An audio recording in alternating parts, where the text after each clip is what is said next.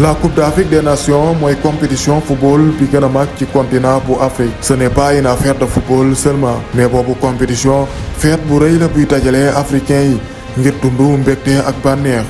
Plus de 2 milliards d'Africains vont vivre au rythme du football pendant un mois. saa yu Coupe d'Afrique ñëwee peuple yëpp ñooy ànd nekk benn ngir soutenir seeni doomi réew. ñëppay fàtte seeni rivalité politique.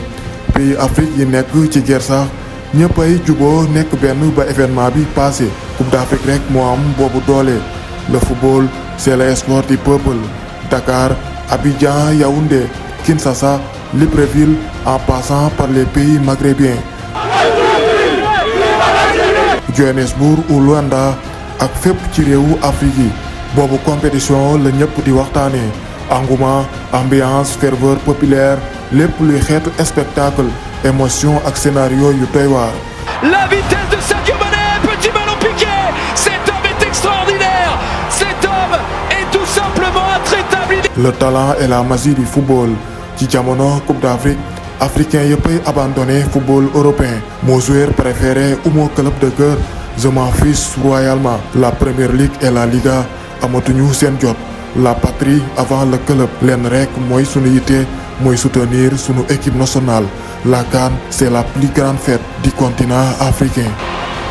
Le centre, Sadio Mané, déviation et Sadio Mané qui dépose le ballon dans le petit filet d'André Onana. On était il y a quelques secondes dans ce choc, dans ce match complètement fou, en train de vivre. La Coupe d'Afrique nekkul ay affaireu caaxaan dépassé na cadre football jaral na africain yi lu ne ivoiriens yi xam nañ ci dara ci atum 2000 Coupe d'Afrique doon am ca Ghana ak Nigeria équipe bu Côte d'Ivoire ci match poule lañu leen éliminé askanu Côte d'Ivoire amoon déception bu rëy rawatina le général Guèye le chef de la junte militaire jiite woon réewum Côte d'Ivoire ci boobu jamono. Le général Guèye daal di xamal ne prestation bi joueurs yi wane ca CAN 2000 gàcce bu rëy la ci ivoiriens yi defuñu fa dara wane wuñu jomm ak fulla ci terrain bi affaireu ragal ak yambar dëgg la joueurs yi doon wane boobu comportement bëggatuñu koo gis ci équipe bi. gannaaw ba joueurs yi defee retour ca Côte d'Ivoire général Guèye daal di leen yi humilier yóbbu leen ci benn camp militaire pour jox leen correction bi ñu mérité. Quand on aime son pays, les pieds doivent jouer. Mais le cœur aussi doit jouer. Les prestations que nous venons de voir, nous sur l'écran, ne sont vraiment pas les prestations que nous étions en droit d'attendre de vous. Le général Robert Guèye doon menacé joueurs yi di leen wax ni lii avertissement kese la gisagu leen dara la prochaine fois dina métti trop ci yéen. C'est un premier avertissement. Si prochainement vous partez pour unir le pays comme vous l'avez fait, vous resterez au camp au minimum. Vous resterez pendant le temps de la durée de votre service militaire. Côte d'Ivoire bokkoon ci favori CAN 2000 mais Cameroun bu Patrick Mboma ak Samuel Eto'o ñoo leen éliminé ca phase de groupe gannaaw ba ñu leen gagné ci 3-0 mu doon déception bu rëy ci général Guèye mënuloon supporter élimination bu gaawee noonu doon toroxal joueurs yi ivoiriens yi ci kanamu àdduna. Sepp Blatter le président de la FIFA à l'époque doon ñaawlu bu baax yooyu traitement mu doon épisode bu marqué woon histoire Coupe d'Afrique des Nations mais comme on a l'habitude de le dire l'Afrique a ses propres réalités. CAN 2010 nekk souvenir bu metti bu togolais yi dootul fàtteeti. Angola moo doon organisé boobu CAN benn dëkk bu ñu woowee Cabinda bokkoon ci dëkk yi waloon a accueillir match Coupe d'Afrique. Cabinda doon dëkk bu dangereux ay séparatistes yuy réclamer seen indépendance ñoo occupé boobu dëkk nekk ci guerre bu metti ak armée bu Angola depuis des années 70. Cabinda bokk ci dëkk yi ñu choisir pour jouer fa match Coupe d'Afrique des Nations. État bu Angola doon xamal ne dina def lépp lu mu mën ba assurer sécurité équipe yi wala jouer foofee ca Cabinda. Équipe bu Togo ca Cabinda la wala installé wu ndax foofu lay jouer ay match poulam. gannaaw ba ñu ñëwee ca Angola togolais yi daal di jël bus pour dem ca Cabinda malheureusement ci yoon bi lañu leen attaqué séparatiste yi di le front de la libération de l'état de Cabinda moo def jëf ju ñaaw joojee 3 personnes daal ci ñàkk seen bakkan le chauffeur de bus moom est mort sur le coup 2 membres de la délégation daal ci ñàkk seen bakkan mu doon ay images yu triste lool Emmanuel Adebayor ak ay copains nekkoon ci jaaxle ak naqar gu metti ci noonu la équipe bi daal di delluwaatee ca Togo daal di abandonné compétition bi ci moment bi askanu Togo doon jooy ndax boobu tragédie bu metti CAF moom daal di dégager ay responsabilités daal di xamal ne togolais yi li leen dal lépp ñoo ko yóbbee seen bopp ndax respecté wun règlement ak protocole bi CAF imposé équipe yëpp avion la ñu jël donc pourquoi ñuy jël bus pour dem ca Cabinda dëkk bu dangereux noonu Issa Hayatou président CAF daal di sanctionné Togo ndax jàpp na ne amuñu benn droit di retiré wu ci compétition bi $50,000 la ñu leen amende Togo CAN 2012 ak CAN 2013 tamit duñu ci bokk 2 Coupes d'Afrique des Nations la ñu leen sanctionné ñu wol ko manqué mais quelques mois plus tard Togo daal di jéggalu ci kanamu CAF reconnaître erreur yi ñu def gannaaw ba ñu defee négociation CAF daal di jéggal Togo dindi sanction yi ñu tegoon boobu événement nekkoon épisode bu metti lool marqué histoire Coupe d'Afrique des Nations gardien togolo bi di Kodjovi Obilale foofu la carrière am daal di jeexee ci football ndax blessure yu metti yi mu amoon ci boobu daram. En 1996, Afrique du Sud mooy organisé Coupe d'Afrique des Nations. Le Nigeria, le champion d'Afrique en titre, nekkoon le grand favori ngir gañewaat Coupe d'Afrique pour la 2e fois consécutive. À l'époque, le Nigeria était la meilleure équipe africaine yoroon ay joueurs yu doy waar JJ Okocha, Taribo West, Sunday Olise, Amunike, George Finidi, Rashidi Yekini. Une très belle équipe du Nigeria qui écrasait tout sur son sommet. Malheureusement, Nigeria mujjul participer ci boobu Coupe d'Afrique. Le général Sani Abacha jiite woon réewum Nigeria ci boobu jamono ñu bari doon ko considérer comme un dictateur. Nigérien bi di Ken Saro-Wiwa nekkoon écrivain bu doon def ay critiques yu metti ci régime militaire bu Abacha. Décembre 95 ci la Sani Abacha jëlee décision éliminer Ken Saro-Wiwa ndax mënatul supporter yooyu critique yi mu daan def ci moom ci noonu la ñu jëlee bakkanu Ken Saro-Wiwa daal di koy rey par pendaison communauté internationale bi yëpp doon metti lu boobu exécution. président bu Afrique du Sud Nelson Mandela daal di mer lool bay futtu doon ñaan àdduna bi yëpp ñu def ay sanctions économiques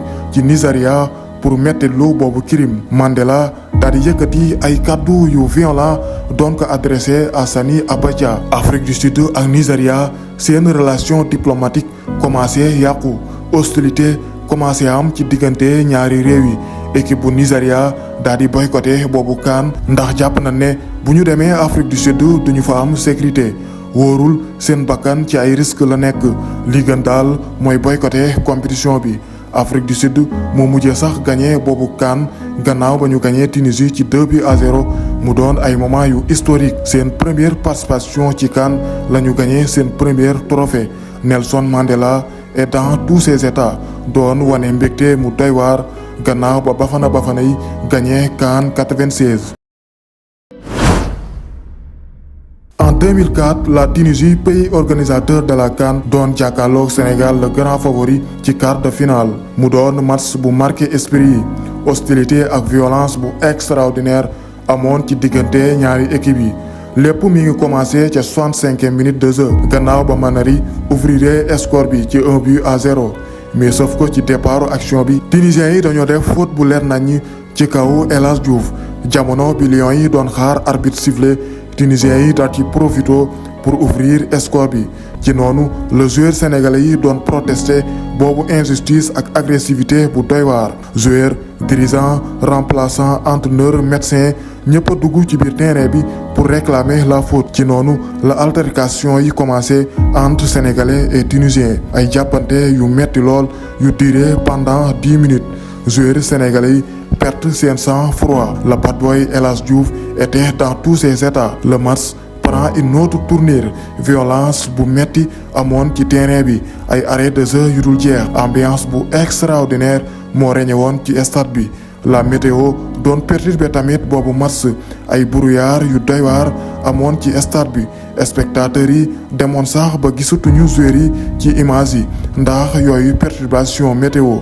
Tunisie mujjee maintenir score bi qualifié ca demi-finale mu doon injustice bu sénégalais yi subir ci boobule CAN. amul benn werante affrontement Tunisie ak Sénégal en 2004 bokk na ci match yi ëpp violence ci histoire Coupe d'Afrique. CAN 2010, le pays organisateur, l'Angola, doon joué match ouverture ak les Aigles du Mali. Un match légendaire. amul benn werante boobu match mooy le meilleur match d'ouverture de l'histoire de la CAN. Première mi-temps, Angola écrasé 3-0 équipe bu Mali. Deuxième mi-temps, Manucho, l'ancien joueur de Manchester United, marque le 4e but. 4-0 pour les Blancas Negras. ci temps additionnel yi sax yenn ci supporters angolais yi commencé woon quitter stade bi ndax jàpp na ne match bi jeex na ba pare. C'est là où les Maliens ont réalisé un miracle rocambolesque. Frédéric Kanouté et Seydou Keita, le joueur barcelonais, def retournement de situation bu kenn xaarul woon. Maliens yi dugal 3 buts en l'espace de 6 minutes. Égalisation, 4 buts partout.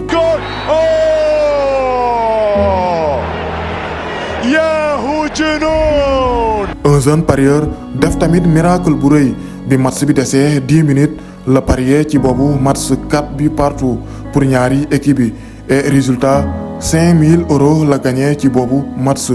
Même si les paris foot baaxul ci société bi doon phénomène bu yàq jeunesse bi psychologiquement daf lay détruire ci stress ak déception kese ngay dëkk saa yu ne. amul benn njariñ parieur bu nekk millionnaire amul fenn. parieur bu tabax kër amul fenn xaalis bi amul barke te loo ci gagné naar bi dina ko récupérer un jour. énergie bi ngay def ci pari foot boo ko defoon ci liggéey dépassé nga fii bu yàgg. amoon na fi ay jamono Égypte imposé woon dictature ci football africain daal di gagné Coupe d'Afrique des Nations 3 fois consécutives 2006 2008 2010 3 Coupe d'Afrique yëpp égyptiens yi ñoo ko gagné woon. un triplé historique. Les pharaons égyptiens nekk première équipe africaine bu gagné 3 CAN consécutives. À l'époque Égypte yoroon génération dorée bu doy waar. Ahmed Hassan, Mohamed Abou Tareka, Mohamed Zidane, le gardien mythique El Khadari, Wael Goma, Zaki et Hosni. Une équipe exceptionnelle bu terroriser woon africain yi. L'Égypte écrasait tout sur son sommet. Le professeur Hassan Saïta dirigé woon équipe boobu doon def ay performances yu exceptionnelles. Un système de jeu très offensif, équipe bu bari ay talent bu benn équipe mënul woon résister. Zidane sur Zidane Wassom قوم يا زيدان وصوم هيا أبو تريكة أبو تريكة. Surprise yàgg naa am ci football. En 2016 Leicester City gagné woon la Premier League anglaise. La Grèce gagné Euro 2004. Mais en Afrique la Zambie créé woon surprise bu rëy gagné la Coupe d'Afrique des Nations en 2012 mu doon exploit bu kenn xaarul woon. Le technicien français Hervé Renard wane boppam ci boobu CAN créé woon collectif bu soudé. Une belle équipe zambienne amoon ay révélation yu mel ni Christopher Katongo, Emmanuel Mayuka, Renfort Kalaba mu doon victoire bu symbolique. En 1993 équipe nationale bu Zambie waloon na ñëw ca Sénégal match qualification coupe du monde 94. Malheureusement seen avion daal di def crash bu metti ca Gabon seen joueur yëpp ñoo ca ñàkk seen bakkan. 19 ans plus tard Zambie ñëwaat ca Gabon pour jouer finale CAN 2012. Les Chipolopolo daal di gagné Côte d'Ivoire bu Drogba ca séance de tiro bi. événement bi gën a metti ci football zambien mi ngi amee woon ca Gabon en 1993 waaye tamit ironie du sort événement bi gën a neex ci football zambien mi ngi xewee ca Gabon. beneen zambien bi marqué esprit mooy arbitre bi di Gianni Sikazwe. CAN 2022 Tunisie ak Mali doon joué match poule. Maliens yi ñoo mëne woon ci 1-0. arbitre zambien bi carré woon scandale bu rëy gannaaw ba mu tasee match bi ci 85e minute de jeu. Tunisiens yi mënuñu woon comprendre li xew doon protester ci kanamu arbitre zambien bi. Gianni Sikazwe daal di jëlaat décision reprendre match bi mais tunisiens yi daal di abandonné xalaatuñu benn yoon di ñëwaat ci biir terrain bi. quelques jours plus tard arbitre zambien bi daal di wax ni dafa pertoon conscience complètement ndax tàngaay jant bi moo metti woon lool ci moom mënatul woon supporter boobu tàngaay loolu moo tax mu tasoon match bi. CAN 2022 doon am ca période bu tàng lool ca Cameroun ay joueurs yu mel ni Sadio Mané yëkkati woon ay kàddu pour dénoncer programme match yi ci heure tàngaay bi. CAN 2022 ca Cameroun bokk na ci organisation yi gën a am scandale ci histoire CAN boobu compétition doon am ci contexte coronavirus équipe yu bari amoon ay cas positif. huitième de finale Cameroun Comores doon match bu dugg ci histoire équipe bu Comores seen gardien de but yëpp amoon ay test positif ci noonu la seen défenseur bi jëlee ay responsabilités pour nekk gardien de but Saker Al Hadour doon góolu ci boobu match mu doon spectacle bu doy waar le défenseur doon réussir sax ay parades yu remarquable. Pour Aboubacar, pas de position de hors-jeu, Vincent Aboubacar. Oh l'arrêt encore derrière. Oh Chaka Aladur qui en sort un deuxième derrière Verem Caballo.